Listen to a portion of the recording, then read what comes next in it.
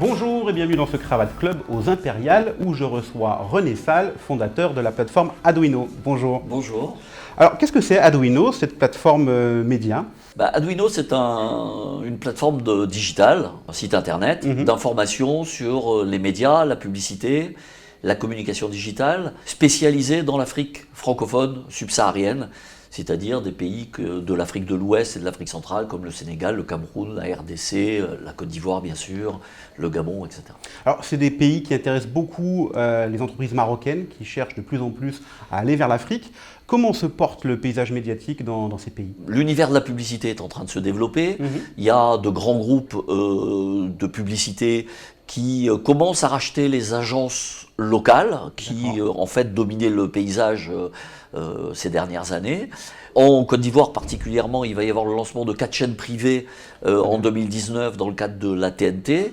Donc c'est un paysage qui bouillonne en ce moment, aussi bien du côté média que du côté agence de publicité.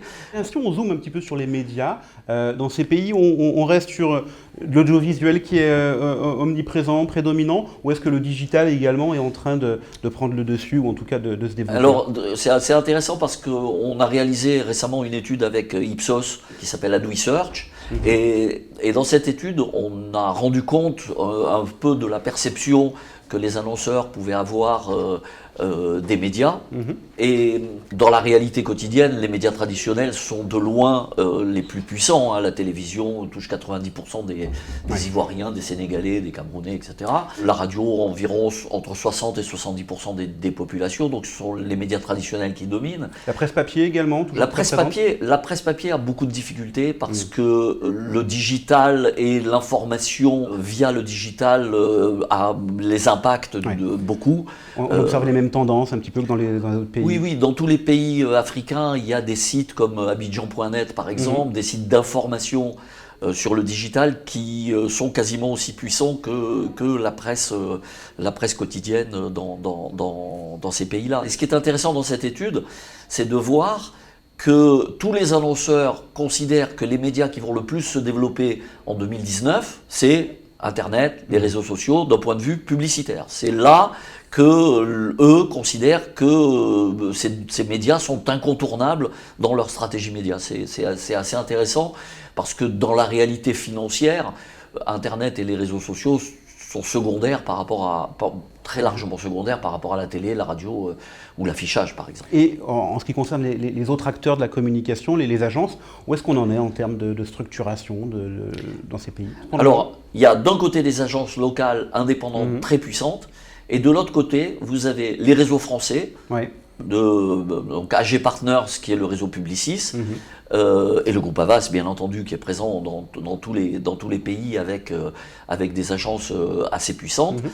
Le groupe McCann, qui est un groupe aussi très présent en Afrique francophone, aussi présent en Afrique anglophone, mais c'est un des grands groupes internationaux qui se développe bien en Afrique francophone. Et leur marché, c'est plutôt les annonceurs internationaux qui les accompagnent par ailleurs et qui finalement accueillent dans ces pays? Alors, en fait, il y a deux marchés. Il y a le marché panafricain ou international, et c'est ça un peu ça la complexité de ce marché africain, d'Afrique francophone, c'est que vous avez des annonceurs locaux, vous avez des annonceurs panafricains, et vous avez également des annonceurs que moi j'appelle les annonceurs multilocaux, c'est-à-dire des gens qui sont présents à la fois au Sénégal et en Côte d'Ivoire, mais qui ne sont pas au Cameroun, ou d'autres qui sont au Cameroun et au Sénégal, mais pas en Côte d'Ivoire, etc.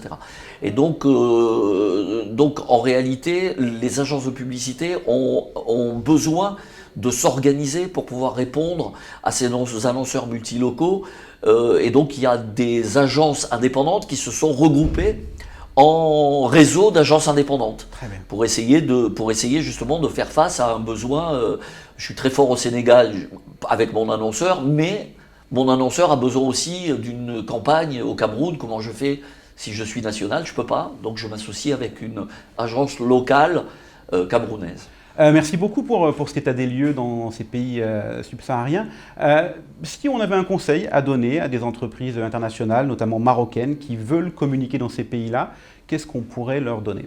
D'abord, il faut prendre conscience que c'est une zone qui est cohérente par la langue, par la monnaie, par aussi la culture dans certaines dimensions, mais c'est également une zone où chaque pays a sa propre spécificité. Donc il faut aborder chacun des pays en tenant compte de la spécificité de chacun des pays. Il y a vraiment de grandes différences. Plus on se rapproche, plus on se rend compte des différences qu'il y a entre les différents pays. Ça serait une erreur de se dire je vais avoir une politique de communication pour l'ensemble de la zone en imaginant que les publics se ressemblent et que finalement je peux déployer la même stratégie? Non, c'est pas une erreur. On peut avoir cette approche-là. Il y a plein d'entreprises panafricaines qui sont présentes dans 10, 12 pays en même temps, qui utilisent cette stratégie-là.